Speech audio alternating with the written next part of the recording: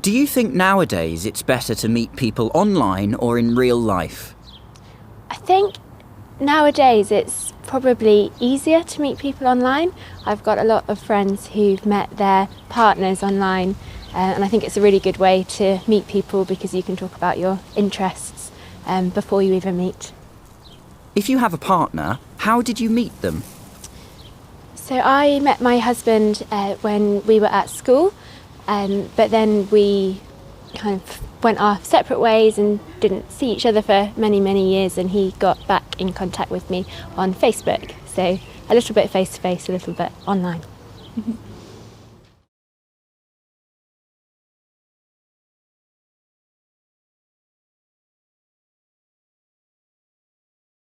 What was the last historical film you saw? How accurate did you think it was? Do you think you learned anything about the people and the period from the film? Well, it wasn't a film, but I did watch the TV drama Victoria about Queen Victoria. And I don't think it was entirely accurate because she had about 8 children and didn't seem to age at all.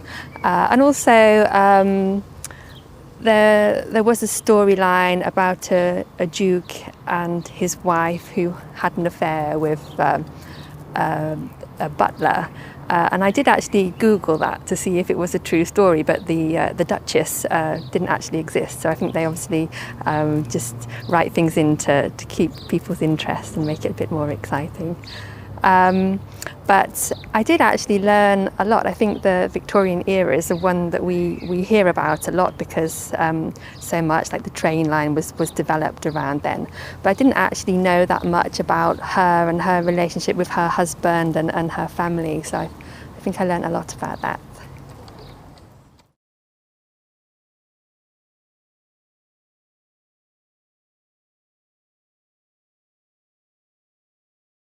Do you prefer fiction or non-fiction?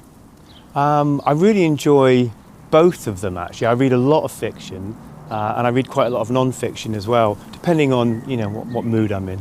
What kind of books do you like reading?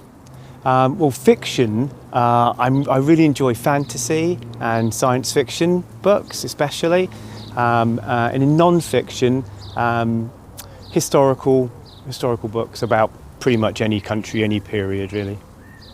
What are you reading at the moment? I'm reading a fantasy novel by a guy called Adrian Tchaikovsky, who I've read a lot of his novels and they're fantastic.